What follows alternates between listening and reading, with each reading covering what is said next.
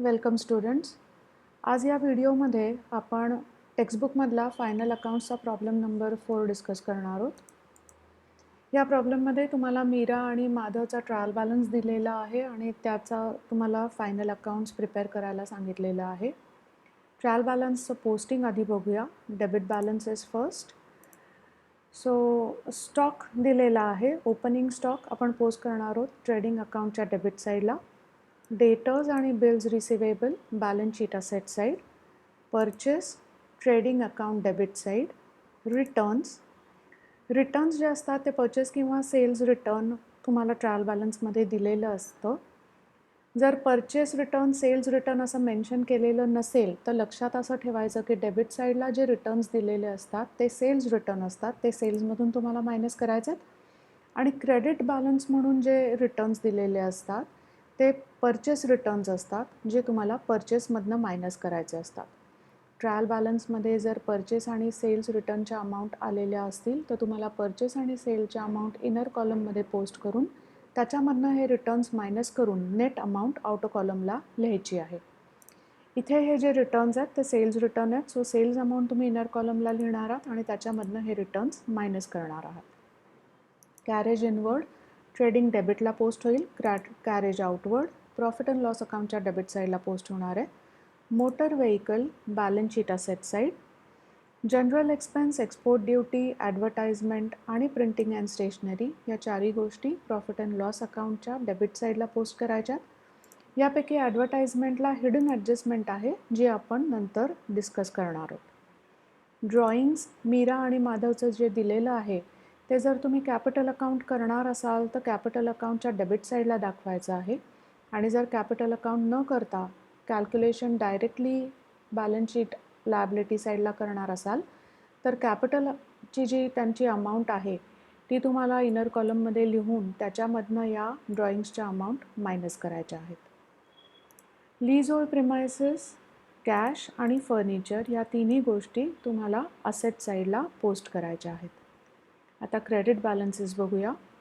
Bank overdraft bills payable आणि creditors हे balance शीटच्या लायबिलिटी साईडला पोस्ट करायचे आहेत. सेल्स जे आहेत ते ट्रेडिंग अकाउंटच्या क्रेडिट साईडला पण इनर कॉलममध्ये पोस्ट होतील. आउटस्टँडिंग रेंट आणि अनपेड वेजेस. आता जेव्हा ट्रायल बॅलन्समध्ये आउटस्टँडिंग अनपेड एक्सपेन्सेस दिले असतात तेव्हा त्याचा एकच इफेक्ट आपल्याला डायरेक्ट बॅलन्स शीटच्या लायबिलिटी साईडला द्यायचा असतो. हेच जर आउटस्टँडिंग एक्सपेन्स ॲडजस्टमेंट म्हणून आले तर मात्र आपल्याला त्याचे 2 इफेक्ट द्यायचे असतात. सो इथे आउटस्टँडिंग रेंट आणि अनपेड वेजेस ट्रायल बॅलन्समध्ये असल्यामुळे आपण हे फक्त बॅलन्स शीटच्या लायबिलिटी साईडला पोस्ट करणार आहोत. त्यानंतर त्यांनी कॅपिटल अकाउंटचे बॅलन्सेस दिलेले आहेत. जर तुम्ही कॅपिटल अकाउंट सेपरेटली केलं असेल तर कॅपिटल अकाउंटच्या क्रेडिट साईडला हे ओपनिंग बॅलन्स दाखवायचे आहेत. नाहीतर बॅलन्स शीटच्या लायबिलिटी साईडला इनर कॉलममध्ये दोघांचे सेपरेटली तुम्हाला बॅलन्सेस इनर कॉलममध्ये दाखवायचे आहेत. परचेस रिटर्न मगाशी बघितल्याप्रमाणे परचेसची अमाऊंट तुम्हाला ट्रेडिंग अकाउंटच्या डेबिट साईडला इनर कॉलममध्ये लिहायची आहे आणि त्याच्यामधून हे रिटर्न्स मायनस करून नेट अमाऊंट जी आहे ती आउटर कॉलममध्ये लिहायची आहे. आता हे सगळं पोस्टिंग करायच्या आधी एकदा ॲडजस्टमेंट पण वाचून घ्यायच्या आहेत आणि ज्या ज्या अकाउंट्सना ॲडजस्टमेंट आहे ते मार्क करून ठेवायचं एवढ्यासाठी की पोस्टिंग करताना ज्याला ॲडजस्टमेंट आहेत असे अकाउंट आपल्याला इनर कॉलममध्ये पोस्ट करायचे असतात. सो इथे जर आपण ह्या ॲडजस्टमेंट बघितल्या तर ह्याच्यामध्ये डेटर्स लीज होल्ड प्रिमायसेस आणि प्रिंटिंग स्टेशनरीला ॲडजस्टमेंट आहे. सो आपण debtors advertisement leasehold premises printing stationery हे मार्क करून ठेवलेलं आहे. ॲडव्हर्टाइजमेंटला सुद्धा हिडन ॲडजस्टमेंट असल्यामुळे ॲडव्हर्टाइजमेंटची अमाऊंटसुद्धा आपल्याला इनर कॉलममध्ये पोस्ट करायची आहे. सो ज्याला मार्क केलेलं आहे या सगळ्या अमाऊंट्स इनर कॉलममध्ये पोस्ट होतील आणि बाकीच्या सगळ्या अमाऊंट्स आपण आउटर कॉलमला पोस्ट करणार आहोत. आता हिडन ॲडजस्टमेंट बघूया. ॲडव्हर्टाइजमेंट एक्सपेन्सेस त्यांनी ब्रॅकेटमध्ये दिलेलं आहे की paid for 3 years from 1 October 2018. So ॲडव्हर्टाइजमेंटचं जे एक्सपेन्सेस आहेत ते 3 वर्षासाठी म्हणजेच 36 मंथसाठी पे केले गेलेले आहेत जे स्टार्ट होतात 1 October 2018 पासनं.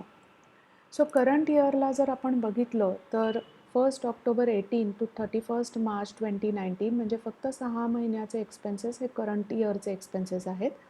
आणि बाकी 30 मंथ्स म्हणजे 36 मायनस 6 बाकी 30 मंथ्सचे जे एक्सपेन्सेस आहेत ते नेक्स्ट इयरसाठी आहेत, म्हणूनच ते प्रीपेड ॲडव्हर्टाइजमेंट म्हणून कन्सिडर केले जाणार आहेत. या ठिकाणी आपल्याला प्रीपेड ॲडव्हर्टाइजमेंटची अमाऊंट फाइंड आउट करायची आहे. ती आपण या पद्धतीने करणार आहोत. 48,000 रुपीज हे 36 मंथसाठी पे केलेले आहेत.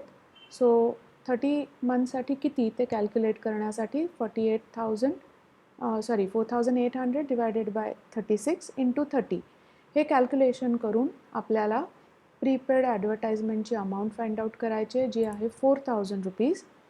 याचे दोन इफेक्ट असणार आहेत, लेस फ्रॉम ॲडव्हर्टाइजमेंट आणि balance sheet asset side. So आपण बघून घेऊया.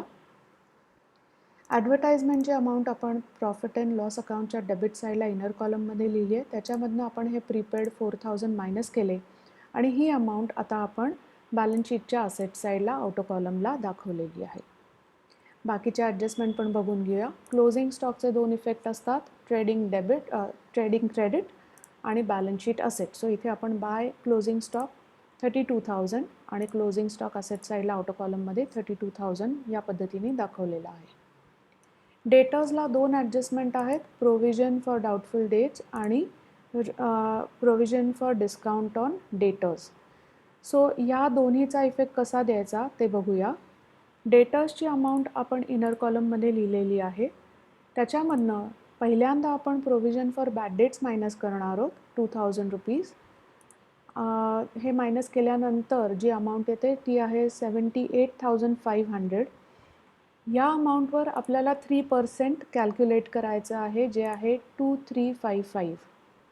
सो या प्रोव्हिजन्सचे इफेक्ट देताना नेहमी सिक्वेन्स फॉलो केला गेला पाहिजे. पहिल्यांदा आपण बॅड डेटची प्रोव्हिजन मायनस करणार आहोत आणि नंतर डिस्काउंटची प्रोव्हिजन याच्यातनं मायनस होणार आहे. सो या दोन्हीही ॲडजस्टमेंटचा पहिला इफेक्ट असणार आहे लेस फ्रॉम डेटर्स. सो दोन्ही अमाऊंट आपण डेटर्समधनं मायनस करून जी नेट अमाऊंट येते ती आउटो कॉलमला लिहिलेली आहे. आणि याचा दुसरा इफेक्ट असणार आहे प्रॉफिट अँड लॉस अकाउंटच्या डेबिट साईडला. सो इथे आपण लिहिणार आहोत to provision for bad debts आउटो कॉलम 2,000 आणि टू प्रोव्हिजन फॉर डिस्काउंट आउटो कॉलम 2355. आता नंतरची ॲडजस्टमेंट आहे value of leasehold premises is 1 lakh. इथे जर तुम्ही बघितलं तर ट्रायल बॅलन्समध्ये लीज होल्ड प्रिमायसेसची जी व्हॅल्यू दिलेली आहे ती आहे 1,10,000 आणि आता ती कमी झालेली आहे टू 1 लाख.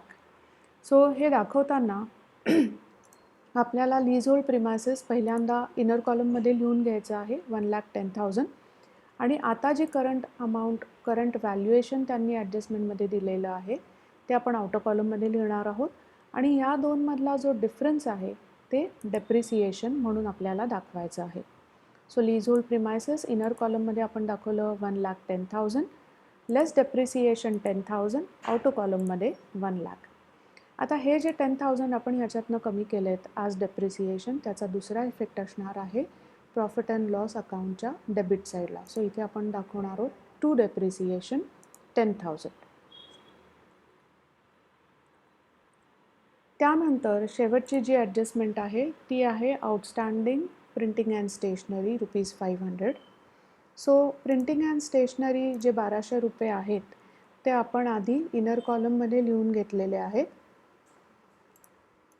त्याच्यामध्ये आपल्याला हे आउटस्टँडिंग 500 ॲड करायचे आहेत आणि फायनल अमाऊंट जी आहे ती आपण आउटर कॉलममध्ये लिहिणार आहोत.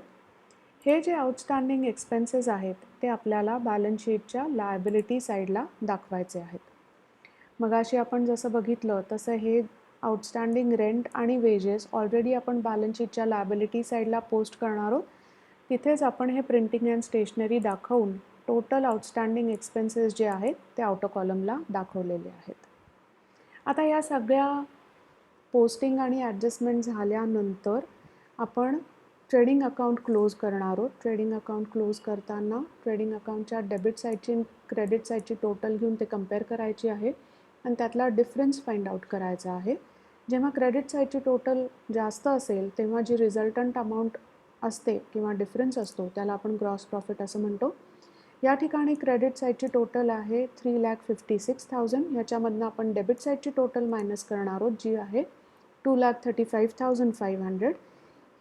ही टोटल मायनस केल्यानंतर तुम्हाला जो डिफरन्स मिळतो तो आहे 1,20,500 जो आपण ग्रॉस प्रॉफिट म्हणून कन्सिडर करणार आहोत.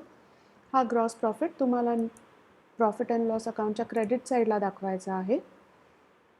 त्यानंतर P&L अकाउंट क्लोज करताना परत आपण सेम प्रोसिजर करणार आहोत. डेबिट आणि क्रेडिट साईडची टोटल कंपेअर करायची आहे आणि डिफरन्स फाइंड आउट करायचा आहे. इथे सुद्धा क्रेडिट साईडची टोटल जास्त आहे जी आहे 1,20,500. याच्यामधनं डेबिट साईडची टोटल आपल्याला मायनस करायचे जे असणार आहे 24,055. ही टोटल मायनस केल्यानंतर जो डिफरन्स मिळतो तो आहे नेट प्रॉफिट जो आहे 96,445. आता तुम्ही जर बघितलं तर इथे प्रॉब्लेममध्ये कुठेही प्रॉफिट शेअरिंग रेशो या दोघांचा मेन्शन केलेला नाही. जेव्हा प्रॉब्लेममध्ये प्रॉफिट शेअरिंग रेशो मेन्शन केलेला नसतो अशा वेळेला आपण जो प्रॉफिट असतो तो दोन्ही पार्टनर्समध्ये इक्वली डिस्ट्रीब्यूट करणार आहोत. सो 96,445 डिवायडेड बाय 2 केल्यानंतर आपण राऊंड ऑफ करून ह्या अमाऊंट्स लिहिणार आहोत 48,223 आणि 48,222. या ज्या नेट प्रॉफिटच्या अमाऊंट्स आहेत त्या आता आपल्याला कॅपिटल अकाउंटच्या क्रेडिट साईडला ट्रान्सफर करायच्या आहेत. कॅपिटल अकाउंट सेपरेटली केलं असेल तर ओपनिंग बॅलन्स आपण क्रेडिट साईडला लिहिलेले आहेत आणि ड्रॉइंग्स जे आहेत ते डेबिट साईडला दाखवलेले आहेत.